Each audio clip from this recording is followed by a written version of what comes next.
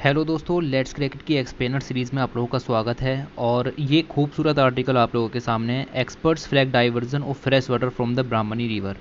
तो किस तरीके से फ्रेश वाटर का अगर डाइवर्जन होता है तो उससे मैनग्रोव इकोसिस्टम पर क्या इम्पैक्ट पड़ता है। ठीक है, इस चीज़ को हम यहाँ पर देखने वाले हैं, किस तरीके का थ्रेट मैनग्रोव पर पड़ता है, उससे क्या क्या इफेक्ट यहाँ पर पड़ेंगे अगर फ्रेश वाटर कम हो जाता है इन द रिवर्स। ओके, तो इन सब चीज़ों को हम यहाँ पर देखने की कोशिश करेंगे। सिर्फ आर्टिकल के जरिए ही मैं आपको प्रीलिम्स का एक बहुत ही कंसेप्चुअल क्वेश्चन यहाँ पर क्लियर कराऊंगा, साथ ही मेंस में लिखने के लिए नीचे क्वेश्चन सीधा सीधा दिया गया है। ओके, तो इन सब चीज़ों को क्लियर करने की कोशिश करते हैं और देखते हैं कि क्या क्या चीज़ें आपके काम की हो जाती हैं। अच्छा, ये जो चीज़ें आपको यहाँ पर समझाई गई हैं कि फ्रेश वाटर डाइवर्जन किस तरीके से मैनग्रोव्स को अफेक्ट करेगा, ये उड़ीसा का एग्जाम्पल लेकर के समझाई गई। उड़ीसा में एक बहुत ही फेमस जगह है, दैट्स कॉल्ड भीतरकनिका। जो वाइल्ड लाइफ सेंचुरी है, उसको आप कुछ भी कहिए, भीतरकनिका नेशनल पार्क कह सकते हो। ठीक है, तो वहाँ पर आपको मैनग्रोव्स की बहुत मतलब सबसे ज़्यादा डाइवर्सिटी आपको मिल जाएगी मैनग्रोव्स की। ठीक है, सबसे ज़्यादा मैनग्रोव सुंदरवन में पाए जाते हैं, सबसे ज़्यादा डाइवर्सिटी आपको मिल जाएगी भीतरकनिका के अंदर। ओके, तो उड़ीसा का ये एग्जाम्पल आपको यहाँ पर लेकर के दिखाया गया है। चलिए आगे चलते हैं और देखते हैं कि क्या बात यहाँ पर हो रही है। सबसे पहले मैं आपको दिखाना चाहता हूँ कि ब्राह्मणी रिवर बेसिन क्या होता है। ठीक है, तो ये देखिए, ब्राह्मणी रिवर बेसिन, जितने भी इलाके में ब्राह्मणी और उसकी सहायक नदियाँ फैली हुई हैं वो सारा का सारा रिवर बेसिन कहलाता है। ब्राह्मणी का रिवर बेसिन ये ब्लू कलर में आपको यहाँ पर दिखाई दे रहा होगा, 3 राज्यों में फैला हुआ है। ठीक है, एक आपको मिल जाएगा छत्तीसगढ़ में बहुत कम है, झारखंड, और आपको यहाँ पर तीसरा राज्य मिल जाएगा उड़ीसा के अंदर ये फ्लो होती है और ये आपकी जो है वो बंगाल की खाड़ी में आकर के यहाँ पर गिर जाती है नदी, ब्राह्मणी नदी। ओके, इतना आपको यहाँ से कंसेप्चुअल क्लियरिटी होनी चाहिए। दूसरी चीज़, ये मैप है उड़ीसा का और उड़ीसा के अंदर आप देख सकते हो कि ये आ रही है आपकी ब्राह्मणी नदी।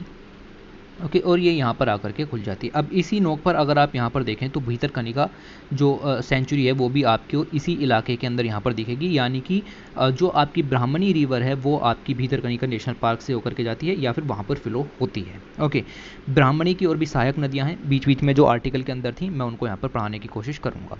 अच्छा, तीसरी चीज़ आप यहाँ पर समझिए कि मैंने अभी आपको बताया कि भीतरकनिका के मैनग्रोव्स आपको इस इलाके के अंदर यहाँ पर मिल जाएंगे। ओके, तो मैनग्रोव्स बनने के लिए कुछ रिक्वायरमेंट होती हैं, requirements for the development of mangroves. Mangroves कहाँ पर होंगे, जहाँ पर ये रिक्वायरमेंट कंडीशंस होंगी। ज़्यादा मैं डिटेल में नहीं जा रहा, लेकिन मैं आपको इसमें से 2 यहाँ पर बताने की कोशिश करता हूँ। सबसे पहली बात, इनके लिए आपको सेलाइन वाटर चाहिए होता है। देखिए, ये सेलाइन वाटर है, इसका TDS ज़्यादा नहीं होना चाहिए। ठीक है, इसका TDS ज़्यादा नहीं होना चाहिए। वाटर सेलाइन नहीं कह सकता मैं, ठीक है, वाटर सेलाइन नहीं कह सकता। ये हेलोफाइट्स होते हैं जो भी आपके इस सेलाइन वाटर में उगते हैं, उसको हेलोफाइट्स कहते हैं। ओके, तो मैनग्रोव्स हेलोफाइट्स होते हैं, ये सेलाइन वाटर में उगते हैं। इसका मतलब क्या है कि आपका जो वाटर है वो ना तो पूरा फ्रेश वाटर होना चाहिए, ना ही पूरा आपका सेलाइन वाटर होना चाहिए, ये इनके बीच का होना चाहिए, जिसको कहते हैं ब्रैकिश वाटर। बात समझ में आई आपको? तो मैनग्रोव्स के डेवलपमेंट के लिए एक बहुत ही इंपॉर्टेंट रिक्वायरमेंट है जो कि आपको मिल जाएगी कि ये ब्रैकिश वाटर में उगते हैं, ना कि सेलाइन वाटर में। ठीक है, तो सेलाइन वाटर यहाँ पर आपको इग्नोर करना है, आपको ब्रैकिश वाटर का यूज़ यहाँ पर करना है। ओके, तो ब्रैकिश वाटर चाहिए होता है, ये ना तो ज़्यादा सेलाइन होता है। बेसिकली आप इधर देखिए, इस तरीके से आप देख सकते हो कि पर लीटर में कितना आपका यहाँ पर सैलिनिटी है उसके हिसाब से देखा जाता है। तो अगर TDS आपका 1000 तक है तो वो फ्रेश वाटर हो गया, 10,000 तक है तो वो आपका ब्रैकिश हो गया, और उससे ऊपर 35,000 और 40,000 तक पहुँच जाता है। ठीक है, तो ये आपका सैलाइन वाटर हो गया। तो आपका ब्रैकिश वाटर होगा, तब आपका जो डेवलपमेंट की कंडीशन है मैनग्रोव की वो अच्छी होगी। दूसरी चीज़ आपको याद रखनी है कि स्मॉल डिपोजिशन भी होना चाहिए सेडिमेंट्स का। ठीक है, सेडिमेंट्स का डिपोजिशन भी यहाँ पर एक रिक्वायरमेंट हो जाती है जो कि मैनग्रोव्स के डेवलपमेंट के लिए। ओके, तो स्मॉल साइज़ के या फिर आपके बहुत ही फाइन तरीके के जो सेडिमेंट्स हैं उनका डिपोजिशन भी यहाँ पर होना चाहिए। ओके, इतना पॉइंट आपको यहाँ से क्लियर होना चाहिए। अब चलते हैं आर्टिकल की तरफ। आर्टिकल क्या कह रहा है? आर्टिकल शुरू होता है एनवायरमेंटलिस्ट से। इन्होंने यहाँ पर कंसर्न जताया है। कंसर्न किस चीज़ को जताया है कि जो ब्राह्मणी रिवर बेसिन है उसके अंदर जो फ्रेश वाटर है, आपको पता होगा कि रिवर जो है एक फ्रेश वाटर का इकोसिस्टम है। ठीक है, तो ब्राह्मणी रिवर बेसिन जो कि उससे फ्रेश वाटर का मैसिव डाइवर्जन यहाँ पर किया जा रहा है। अब मैप की तरफ चलते हैं। मैंने आपको बताया कि ये पूरा का पूरा जो है वो आपको मिल जाएगा कि ये ब्राह्मणी रिवर का बेसिन है। ओके, तो यहाँ से जो वाटर इधर को फ्लो होना चाहिए वो फ्लो नहीं हो रहा है, वो एक्चुअली डाइवर्ट हो रहा है अलग तरीके से। ठीक है, तो वो डाइवर्ट यहाँ पर किया जा रहा है। कौन कर रहा है वो भी आपको पता चल जाएगा। तो इसके ऊपर कंसर्न्स यहाँ पर जताए जा रहे हैं, ये वेरी वेरी इंपॉर्टेंट आपके लिए हो जाता है। इनके कारण क्या होगा, ब्राह्मणी रिवर का फ्रेश वाटर डाइवर्स हो रहा है, इसकी वजह से जो फेमस मैनग्रोव की वेजिटेशन है उड़ीसा के अंदर, दैट इज़ भीतरकनिका, उसमें अच्छा खासा थ्रेट पोज यहाँ पर हो रहा है। भीतरकनिका की बात करें, रामसर वेटलैंड साइट है, 195 स्क्वायर किलोमीटर में फैली हुई है। लगभग 62 से ज़्यादा आपको मैनग्रोव की स्पीसीज़ यहाँ पर मिल जाएंगी। सॉल्ट वाटर क्रोकोडाइल आपको यहाँ पर मिल जाएंगे, जिससे कि भीतरकनिका जो मैनग्रोव फॉरेस्ट हैं वो आपको यहाँ पर अच्छे से थ्राइव करते हुए दिखेंगे। ओके, तो भीतरकनिका के बारे में आपको इतना और पता होना चाहिए। ओके, अब आप यहाँ पर देखिए कि क्या लिखा हुआ था आर्टिकल के अंदर कि mangroves grow in the brackish water. Mangrove जो है वो ब्रैकिश वाटर में उगते हैं, ठीक है, ये बात को पॉइंट है, याद रख लेना इसको।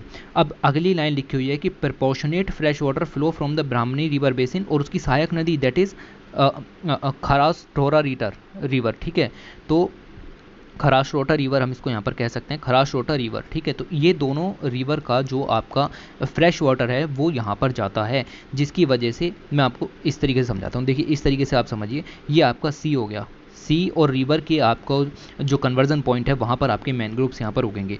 मैनग्रोव्स के लिए जो कंडीशन होनी चाहिए वो ब्रैकिश वाटर होनी चाहिए। आप देखिए कि रिवर के अंदर क्या है, फ्रेश वाटर है, आप देखिए सी के अंदर क्या है, सैलाइन वाटर है, तो ये सैलाइन वाटर ज़्यादा है, ये फ्रेश वाटर ज़्यादा है, ठीक है।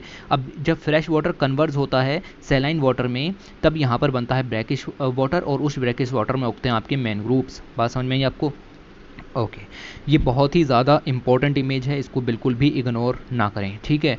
तो इधर से रिवर का फ्रेश वाटर और इधर से सी का आपका जो सैलाइन वाटर है वो जब कन्वर्ज होते हैं तो आपका ब्रैकिश वाटर यहाँ पर तैयार हो जाता है। अभी आप यहाँ पर गौर फरमाइए कि अगर फ्रेश वाटर कम हो गया, यानी कि कहीं और चला गया, डाइवर्ट हो गया, सीधे समुद्र में नहीं गया, तो ये जो ब्रैकिश वाटर है वो यहाँ पर बनेगा ही नहीं, यहाँ पर जो सैलाइन वाटर है वो उसकी प्रेजेंस यहाँ पर बन जाएगी। बात समझ में आई आपको कुछ? ओके, तो आर्टिकल के अंदर यही चीज़ें लिखी हुई हैं कि ब्राह्मणी रिवर और खराश्रोटा रिवर से आपका जो फ्रेश वाटर है वो यहाँ पर जाता है, और वहाँ पर जाने के बाद आपका ब्रैकिश वाटर क्रिएट करता है, जिससे कि आपके जो भीतरकनिका के मैनग्रोव्स हैं वो सर्वाइव कर रहे हैं। क्या समझे? ठीक है, समझ गए होगे, नहीं समझे दोबारा से देखो। ओके, तो इससे क्या होता है कि आपका जो किनारे का वाटर है उसकी सैलिनिटी यहाँ पर डिक्रीज़ हो जाती है। क्यों? क्योंकि फ्रेश वाटर जाकर के यहाँ पर मिल रहा है सैलाइन वाटर के अंदर, तो सैलाइन वाटर की सिंपल सी बात है, जब फ्रेश वाटर जाकर के मिलेगा तो उसकी सैलिनिटी डिक्रीज़ हो जाएगी, और सैलिनिटी डिक्रीज़ होने को ही यहाँ पर ब्रैकिश वाटर कहा जाता है, और ब्रैकिश वाटर यहाँ पर जब होगा तो मैनग्रोव्स के उगने की कंडीशंस बन जाएंगी। क्या समझे? ठीक है, तो ये चीज़ आपको यहाँ पर ध्यान रखनी है। अगली पॉइंट यहाँ पर देखिए, the brackish water becomes ideal for the mangroves to grow and stay healthy. Brackish water सबसे ज़्यादा आपको आइडियल चीज़ मिल जाएगी, मतलब ब्रैकिश वाटर में ही आपके मैनग्रोव्स यहाँ पर ग्रो करते हैं। ये इमेज के थ्रू मैं आपको इतना समझाना चाहता था। पॉइंट आप मेरा यहाँ पर ये समझे होगे कि अगर फ्रेश वाटर ब्राह्मणी रिवर का कहीं और को डाइवर्ट हो गया तो फिर ये फ्रेश वाटर जा करके आपको सी के अंदर मिलता हुआ नहीं दिखेगा, जिससे कि ब्रैकिश वाटर नहीं मिलेगा और हेल्दी कंडीशंस नहीं बनेंगी मैनग्रोव्स के सर्वाइवल के लिए। ठीक है, ये बहुत ही अच्छा कंसेप्ट है, मैं आपको यहाँ पर बता रहा हूँ। अच्छा, wild life society of Orissa environmentalist pressure group है, इसने यहाँ पर कहा कि भाई जो आपका वाटर एलोकेशन जा रहा है वो फ्रेश वाटर डाइवर्ट बहुत ज़्यादा हो रहा है। जैसे आप देखेंगे कि बहुत सारी स्टील पावर प्लांट्स हैं, ठीक है, स्टील पावर हब्स हैं जो कि फ्रेश वाटर का डाइवर्जन कर रहे हैं ब्राह्मणी रिवर से। ब्राह्मणी रिवर से फ्रेश वाटर का बहुत ज़्यादा डाइवर्जन हो रहा है। मैंने आपको बता दिया कि डाइवर्जन होगा तो क्या होगा, डाइवर्जन होगा तो फ्रेश वाटर जा करके सैलाइन वाटर में नहीं मिलेगा, ब्रैकिश वाटर नहीं बनेगा, यानी कि लो सैलिनिटी का वाटर नहीं बनेगा, मैनग्रोव्स के लिए हेल्दी कंडीशन नहीं बनेगी। तो ये चिंता यहाँ पर आपकी जताई जा रही है। ठीक है, आपकी इंडस्ट्रीज़ वगैरह के लिए एक रिजर्वोयर भी यहाँ पर तैयार किया गया था, दैट इज़ कॉल्ड रेंगली रिजर्वोयर, ठीक है, बट इससे ज़्यादा का यूज़ यहाँ पर किया जा रहा है। ओके, तो ये सब कुछ कंसर्न है, इसमें डिटेल में नहीं जाना, इसमें डिटेल में नहीं जाना। अब आगे चलते हैं और देखते हैं कि क्या चीज़ें यहाँ पर दी गई हैं। वेरी वेरी इंपॉर्टेंट, ठीक है, गौर से सुनिएगा। The reduction in water flow would lead to drastic change in the water regime of the Bhitarkanika. Bhitarkanika के अंदर वाटर कैसा चाहिए हमें चाहिए ब्रैकिश वाटर। जब आपको वाटर फ्लो में रिडक्शन हो जाएगा तो वो ब्रैकिश वाटर कहाँ से बनेगा, बात समझ में आई आपको? वो सैलाइन वाटर यहाँ पर बन जाएगा। ओके, तो सैलाइन वाटर जो है वो भीतरकनिका के अंदर घुसना शुरू हो जाएगा, क्योंकि फ्रेश वाटर तो जा नहीं रहा है। ओके, तो सैलाइन वाटर यहाँ पर आपका भीतरकनिका के अंदर घुसना शुरू हो जाएगा और ज़्यादा सैलाइनिटी हो जाएगी तो मैनग्रोव्स यहाँ पर ख़त्म होने की कगार पर आ जाएंगे। ज़्यादा सैलिनिटी नहीं चाहिए, लो सैलिनिटी चाहिए, लेकिन सैलिनिटी ज़रूर चाहिए। ओके, तो the Sundarbans mangroves forest were drastically affected after the Farakka barrage was commission. तो ये एग्जाम्पल दिया है कि जब फरक्का बैरेज यहाँ पर बनाया गया था वेस्ट बंगाल में, ओके, तो वहाँ पर जो सुंदरबन आपके हैं वो भी मैनग्रोव्स हैं, तो उनको भी यहाँ पर सेम अफेक्ट देखने के लिए मिला था, और ऐसा ही अफेक्ट भीतरकनिका मैनग्रोव्स को देखने के लिए मिलेगा अगर अभी भी फ्रेश वाटर का डाइवर्जन नहीं रोका गया तो। फरक्का बैरेज से क्या हुआ, फ्रेश वाटर जो है वो जाना बंद हो गया ना, उसकी रफ्तार यहाँ पर कम हो गई। ओके, दूसरी चीज़ आपको यहाँ पर देखनी है कि the lack of normal flow of fresh water. देखिए दो चीज़ें मैं आपको बार बार बता दूं कि ये नॉर्मल फ्लो यहाँ पर लिख रहे हैं, ठीक है, नॉर्मल फ्लो लिखा हुआ है। अभी आपने अगर गौर से देखा हो तो यहाँ पर लिखा हुआ है प्रपोर्शनेट फ्रेश वाटर, ठीक है, तो अगर अनुपात में फ्रेश वाटर जाएगा तो ही सही है। ऐसा नहीं है कि आपने यहाँ पर डैम बना दिया, आपने कोई बैरेज बना दिया और पूरा का पूरा पानी रोक लिया या पूरा का पूरा पानी जाने दिया, नहीं, आपको एक लिमिट में पानी जाने देना है ताकि ब्रैकिश वाटर यहाँ पर बनता रहे। ऐसा भी नहीं है कि आपको पूरा रोकना है, ऐसा भी नहीं है आपको पूरा जाने देना है, ठीक है, प्रोपोर्शनेट अनुपातिक तरीके से यहाँ पर जाना चाहिए। तो लिखा हुआ है नॉर्मल फ्लो फ्लैश वाटर का होना चाहिए, अगर वो नहीं होगा उसकी लैक होगी। यहाँ पर लिखा हुआ है lack of normal flow of fresh water would increase saline ingression up stream.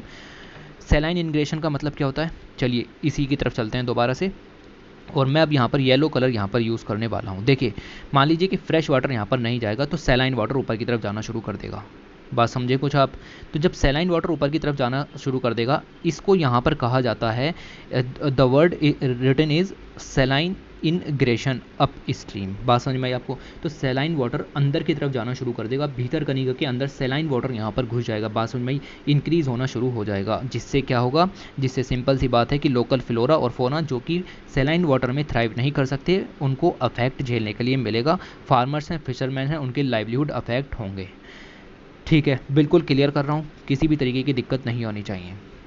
उसके साथ साथ आप यहाँ पर देखिए कि जब आपका सैलाइन वाटर ऊपर हो जाएगा तो सॉल्ट वाटर क्रोकोडाइल है, सॉल्ट वाटर क्रोकोडाइल तो सैलाइन वाटर में रहेगा। अब वो सॉल्ट वाटर क्रोकोडाइल क्या है कि भीतर कनिका के अंदर जाना शुरू करेगा, वो और ऊपर जाना शुरू करेगा, ब्राह्मणी रिवर में घुस जाएगा। क्यों? क्योंकि वहाँ पर फ्रेश वाटर तो है नहीं, वो तो डाइवर्ट कर दिया गया है, वहाँ पर सैलाइन वाटर आपका घुसना शुरू हो जाएगा। ठीक है, तो दिस इज कॉल्ड सैलाइन इनग्रेशन। ठीक है, तो ये चीज़ आपकी देखने के लिए मिलेगी कि सॉल्ट वाटर क्रोकोडाइल है वो आपका ऊपर की तरफ जाना शुरू करेगा, अलग अलग रिवर्स में पहुंच जाएगा जहाँ पर पहले प्रेजेंस नहीं थी, और इसके कारण आपके मैन क्रोकोडाइल कन्फ्लिक्ट यहाँ पर बढ़ जाएंगे। ठीक है, मैन क्रोकोडाइल कन्फ्लिक्ट यहाँ पर बढ़ जाएंगे, और ये चीज़ आपको यहाँ पर समझनी पड़ेगी कि the estuarine crocodiles would leave the core sanctuary area. आपका भीतर कनिका का जो कोर सेंचुरी एरिया उसको छोड़ देंगे, और वो ऊपर जहाँ पर सैलिनिटी इंक्रीज हो गई है, क्योंकि सॉल्ट वाटर क्रोकोडाइल है, सॉल्ट वाटर में नहीं रहेगा तो कहाँ रहेगा? जब ऊपर सॉल्ट वाटर बढ़ गया तो वो वहाँ पर जाना शुरू कर देगा और माइग्रेट करना शुरू कर देगा अप स्ट्रीम्स के अंदर। ये आर्टिकल बहुत सुंदर था, ये मैंने आपको क्लियर किया। ये हमारी लास्ट स्लाइड थी, आर्टिकल से इतना ही पढ़ना था। मेंस का पूरा क्वेश्चन यहाँ पर बन जाता है, कम से कम 5 पॉइंट यहाँ पर निकल करके आ गए हैं आपके सामने कि किस तरीके से अगर फ्रेश वाटर का डाइवर्जन किया जाएगा तो मैन ग्रुप्स पर असर पड़ेगा। ठीक है, तो इसके अंदर आप जो मैन क्रोकोडाइल कन्फ्लिक्ट है उसको भी लॉन्च करोगे। ठीक है, तो ये मैंने बहुत डिटेल में समझाया है, अगर आपको नहीं समझ में आया तो एक बार और देखिएगा। ये वाला जो इमेज था ये सबसे ज़्यादा सुंदर इमेज था, ओके, और इसके ज़रिए आपको चीज़ें काफ़ी क्लियर हुई होंगी। ओके, तो इसी के साथ वीडियो को एंड करते हैं, और अगर आपको पसंद आया तो लाइक शेयर सब्सक्राइब यहाँ पर मार देना। Thanks for watching, take care.